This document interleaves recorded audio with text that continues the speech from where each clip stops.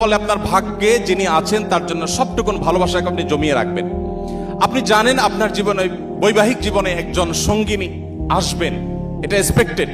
কিন্তু আপনি এখন থেকে যদি কোথাও প্রেমের নামে অবৈধ সম্পর্ক করেন, অবৈধ রিলেশন করেন, হারাম সম্পর্ক স্থাপন করেন, তাহলে দিন শেষে আপনি কিন্তু আপনার সেই হবু স্ত্রীর সাথে বিশ্বাসঘাতকতা করলেন।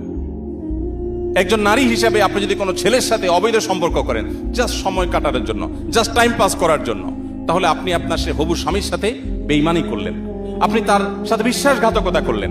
গোটা পৃথিবী বলবে আপনার যৌবনকে আপনি এনজয় করেন, আপনি যৌবনের উচ্ছলতায় হারিয়ে যান, আপনি ভোগ করেন। ইসলাম আপনাকে বলবে আপনি কন্ট্রোল করেন, আপনি নিজেকে নিয়ন্ত্রণ করেন, তারুণ্যে যেন কালিমা না লাগে। একজন মুসলিম তরুণ তার তারুণ্যে মনে চাইলো আর কোনো পাপাচারে লিপ্ত হয়ে গেলেন, আল্লাহর অবাধ্য হয়ে গেলেন, বিবাহ বহির্ভূত কোনো সম্পর্কে জড়িয়ে পড়লেন। এটি কোনো মুসলিমের সাথে অন্তত যায় না। সেটা হলো আল্লাহ আপনাকে যে তারুণ্য দিয়েছেন, এ তারুণ্যের সবটুকুন ভালোবাসা আপনি জমিয়ে রাখবেন আপনার সে জীবন সঙ্গিনীর জন্য। যেই যুবক তার তারুণ্যকে, তার যৌবনের চাহিদাকে কন্ট্রোল করতে পারে না, নিয়ন্ত্রণ করতে পারে না, তার চরিত্রকে হেফাজত করতে পারে না, তার সম্ভ্রমকে সংরক্ষণ করতে পারে না, এই যুবক আব্দুল্লাহ ইবনে ওমরের উত্তরসূরি হতে পারে না। এই যুবক ওমর রাদিয়াল্লাহু তাআলার উত্তরসূরি হতে পারে না। এই যুবক মুহাম্মদ সাল্লাল্লাহু আলাইহি ওয়াসাল্লামের অনুসারী হতে পারে না। এই যুবক কখনো আব্দুল্লাহ ইবনে মাসউদের অনুসারী হতে পারে না।